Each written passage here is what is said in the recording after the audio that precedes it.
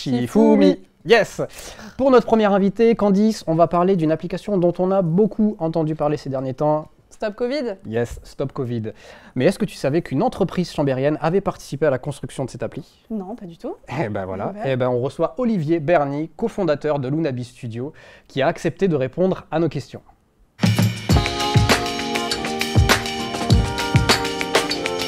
On est avec Olivier. Merci Olivier d'avoir répondu présent aujourd'hui pour ce premier numéro du Haut Studio. Toi Olivier, tu es cofondateur de Lunabi Studio, qui existe depuis 2011 et implanté à Chambéry. Et c'est une boîte spécialisée dans le développement d'applications mobiles sur des OS que l'on connaît, iOS et Android. Avant d'aborder la question un peu qu'on avait envie de te poser sur le développement de Stop Covid et l'implication de Lunabi, est-ce que tu peux nous reparler de ton parcours et de la création de Lunabi Studio? Oui, avec plaisir. Donc effectivement, on a cofondé Lunabi Studio en 2011. À l'époque, on a commencé même de développer des applications mobiles un peu avant ça, en 2009. À l'époque, les App Store venaient de sortir. Et c'était pas du tout gagné que ça ait le succès qu'on sait aujourd'hui. Mais on avait cette conviction, puis on était des fans de Apple, donc avec Grégory Luciana et Thomas Jossoin, mes deux associés. En bons fans de Apple, on avait les premiers iPhones, etc. Et puis quand on a vu les premières apps sortir, on s'est dit, il y a peut-être quelque chose à faire. Ouais. Et donc on a commencé de développer des petites applications pour les filles de Grégory Luciana, qui avaient 1 an et demi et 3 ans à l'époque, vraiment des tout petites des bricoles, quoi. Mais on les a mises sur l'App Store d'Apple. À l'époque, il y avait même pas 10 000 applications sur l'App Store. Aujourd'hui, il y en a 2 millions. Et du coup, en fait, on en a vendu, quoi. Et quelque part, c'était un petit miracle, en fait. Je veux dire, c'était pas du tout gagné qu'on puisse vendre des logiciels de cette façon-là. C'était un business model qui était totalement novateur. Et donc, on s'est dit, mais il y a peut-être quand même possibilité de faire une boîte autour de ça. Et c'est là qu'on a décidé, effectivement, de lancer Lunabi Studio. Et donc, on a développé pendant un certain temps notre première application un peu costaud qui s'appelle OneSafe, qui est un gestionnaire de mots de passe. Ouais. Et puis, donc, on a créé la société en 2011. Et on a lancé OneSafe et ça s'est plutôt bien passé. Donc voilà, après en termes de parcours, donc on a commencé, on était éditeur de nos propres applications, c'est-à-dire qu'on les fabriquait, puis on les mettait sur le store, on les marketait, etc. On faisait tout ce qui va autour de la vie d'une application mobile. Ouais. Et en fait, on s'est rendu compte que ce qui nous plaisait avant tout, c'était de fabriquer les applications mobiles. Et c'est pour ça qu'en 2014, en fait, on a un petit peu, on a restreint notre activité au sens où on ne fait plus que du développement, de la création et de la conception d'applications mobiles pour d'autres entreprises, en fait. D'accord. C'est pour ça que le nom de la boîte, c'est Lunabi Studio, parce que réellement, on est un studio de développement d'applications mobiles. Okay. Et dans le monde du développement aussi, vous avez lancé les Meetup Google, vous êtes à l'initiative du lancement des Meetup Google, Candice. Oui. Tu peux nous expliquer ce que c'est? Du coup, les Google Developer Groups, donc c'est des regroupements de personnes qui sont intéressées par les technologies et plateformes de Google. Et donc l'objectif de Google Developer Groups Alps, c'est d'organiser donc des événements de manière régulière, donc des conférences sur les technologies mobiles, Google, Web, Cloud, des apéros aussi autour de certains sujets, des concours comme les hackathons. Voilà. Donc, oui, tout à fait. Donc en fait, ça s'inscrit vraiment dans ce qu'on a envie de faire, c'est-à-dire que nous, on est passionnés par ce qu'on fait. On est passionnés par le développement d'applications mobiles et puis on est aussi passionnés globalement par la technologie, on est des geeks. Ouais. Et en tant que, il faut venir au GDG. Hein. On viendra. Avec plaisir. Et donc, en tant que geek, comme tout passionné d'un sujet, il aime bien partager avec d'autres passionnés. Bien sûr. Ouais. Et c'est vraiment le but du GDG. Ce qu'on aime particulièrement dans ce concept de GDG, donc, qui veut dire Google Developer Group, c'est que justement, ça ne se cantonne pas aux technologies Google. Et en fait, l'idée, c'est vraiment de partager sur différents sujets. Et typiquement, on a organisé récemment des GDG qui parlaient d'intelligence artificielle, pour technologie pour laquelle Google propose des choses, mais d'autres. Et notamment, il y a des speakers qui venaient parler de la techno concurrente de Facebook et ce n'était pas du tout un problème, c'est pas du tout un problème pour Google. L'idée, c'est vraiment plus de partager entre geeks, de se refiler des bons tuyaux, etc. Et puis, qui dit partage, dit convivialité, et qui dit convivialité, dit un petit peu de bière locale, ça ne fait pas de mal, etc. On va y en recevoir. Hein. D'ailleurs, pour le prochain meet-up, on peut accueillir au 119, hein, la porte est ouverte. Voilà. Et ben, mais on en a fait un il y a 2 mois ici, donc voilà, c'était effectivement, on aime bien changer de lieu aussi. Oui.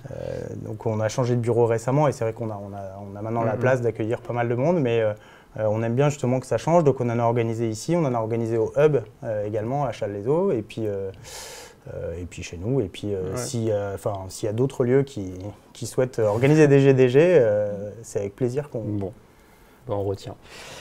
Et on va parler actualité parce que Lunabi fait parler de lui dans l'actualité avec l'application Stop Covid dans laquelle vous êtes impliqué. Et la question nous qu'on se posait avec Candice, c'est comment une entreprise chambérienne située entre lac et montagne, etc., bien cachée, enfin entre guillemets, comment une petite entreprise comme Lunabi se retrouve embarquée dans une aventure aussi soudaine qu'une application comme Stop Covid? Alors, en fait, c'est assez simple. Mais d'abord, il ne faut pas dire une petite entreprise chambérienne, il faut dire une petite société chambérienne.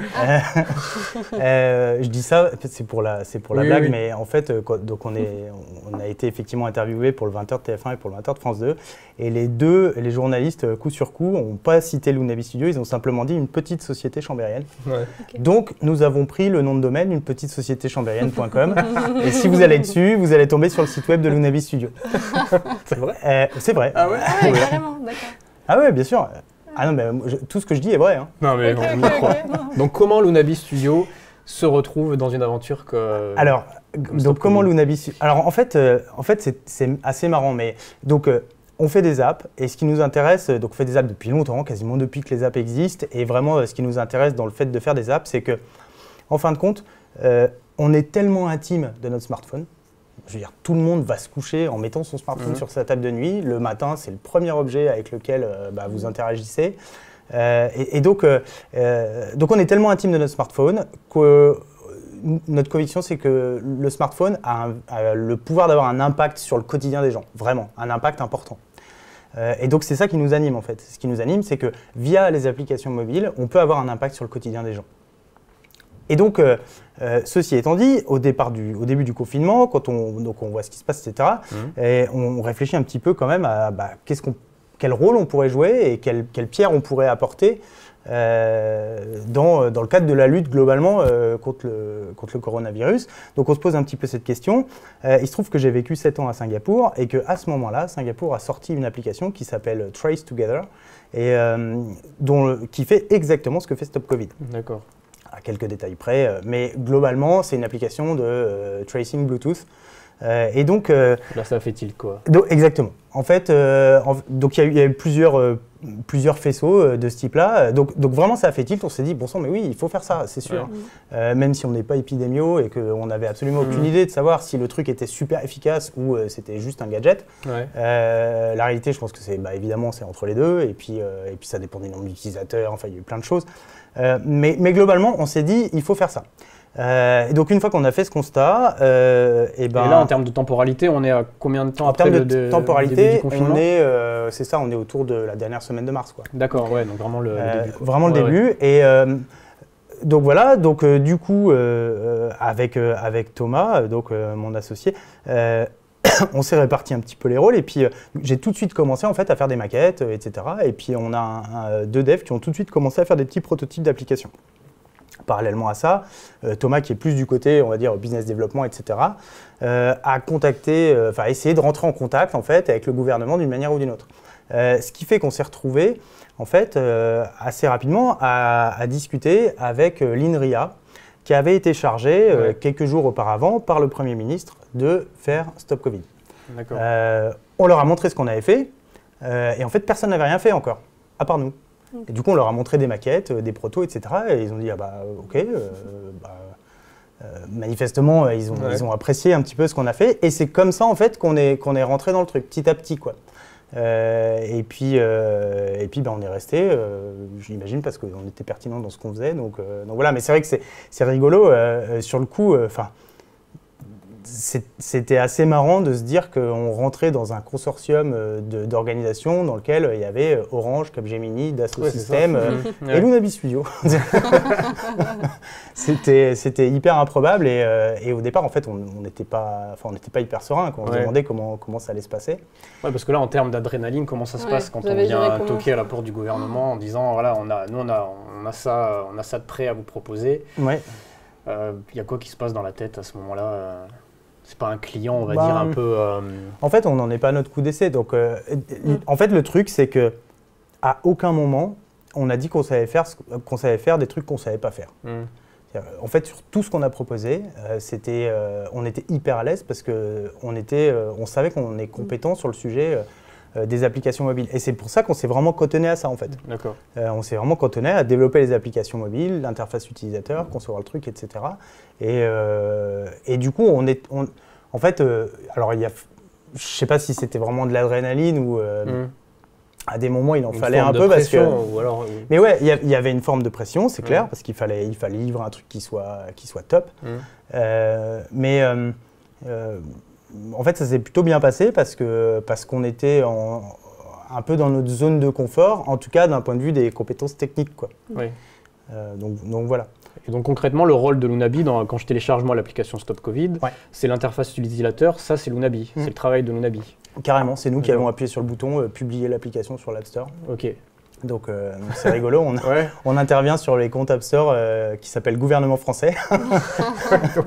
Et c'est vrai que quand tu appuies sur le bouton, c'est surtout la première fois, donc le 2 juin dans l'après-midi. La petite goutte de transpiration. Ouais, c'est ça. On s'est filmé en train d'appuyer sur le bouton. Voilà l'adrénaline un peu là. Ouais, non mais c'est sûr qu'il y a. Ouais, c'est sûr qu'il y a des trucs, surtout que ça a été. Enfin, évidemment, il y a eu plein de challenges quoi, en cours de route. Donc il y avait tout ça derrière, il ne fallait pas gâcher. Quoi, Ouais, et puis on en a beaucoup entendu parler finalement aussi de cette application sur différentes choses. On a parlé de récolte des données, protection de la vie privée, etc. Vous, en tant que Lunabi, vous avez quoi comme regard sur tout ça, sur ce côté un peu vie privée, protection des données, c'est vrai que dans l'actualité, c'est le plus gros qui ressortait de cette application. Ouais. Alors, déjà, le premier truc, en fait, le premier regard qu'on a, c'est que c'est hyper simple. Nous, si on pensait que la vie privée des utilisateurs était à risque, on n'aurait pas fait ce projet. Donc voilà. Je pense qu'il y a eu tout ce débat, il y a eu plein de choses, plutôt pour des raisons politiques, sociétales ou autres. Mais d'un point de vue technique, ce débat, il a assez peu de sens en fait.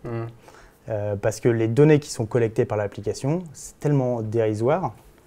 C'est quelques identifiants qui sont anonymes, qui sont aléatoires, qui sont éphémères.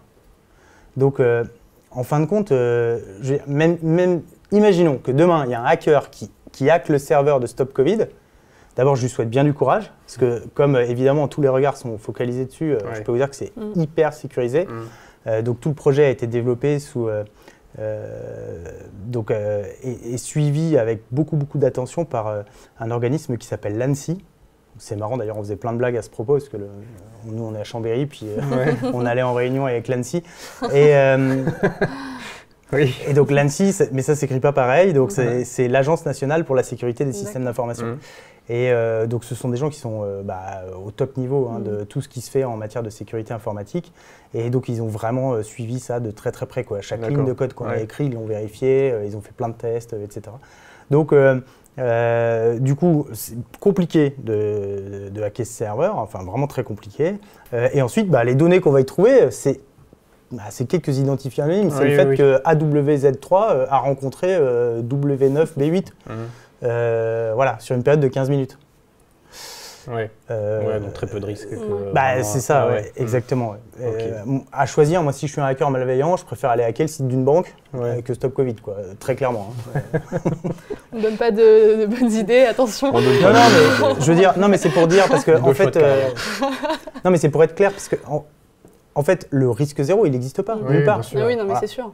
Donc, le seul truc qu'il y a, c'est un rapport entre ce qu'on gagne à hacker quelque chose et la difficulté pour hacker ce quelque chose. Et ce ratio-là, dans le cadre de Stop Covid, il est excellent, quoi. Enfin, il est excellent du point de vue de la sécurité des utilisateurs. Ok. Du coup, pour conclure, Chambéry, est-ce qu'on peut dire nouveau berceau de la tech en France? Bah, je pense qu'on a des atouts. Alors, c'est vrai que, d'ailleurs, moi, c'est un truc qui m'a toujours frappé, c'est que quand on se balade à Technolac, ça ressemble comme 2 gouttes d'eau à la Silicon Valley, quoi. Ouais, c'est vrai. Ça ressemble vraiment, physiquement, quoi. Et donc, ouais, il y a plein d'atouts. Je pense que c'est une région qui est dynamique, c'est top. Nous, l'essentiel de nos clients sont à Paris et on voyage pas mal et on n'est jamais handicapé par ça en étant c'est une à situation qui Chambéry. est quand même assez centrale. Exactement, les transports, il y a vraiment ce qu'il faut en termes d'infrastructure, etc. Et puis à côté de ça, on a un cadre de vie qui est quand même sympa, quoi. Ce qu'on dit à tous nos clients qui sont à Paris, nous, c'est qu'on préfère les stations de ski aux stations de métro, quoi. donc voilà. Eh ben, super. Ouais. Merci. Merci beaucoup de m'avoir accueilli. Et puis à bientôt au 79 pour le prochain meet-up. Ouais, carrément. À très bientôt au 79. Ça roule. Merci.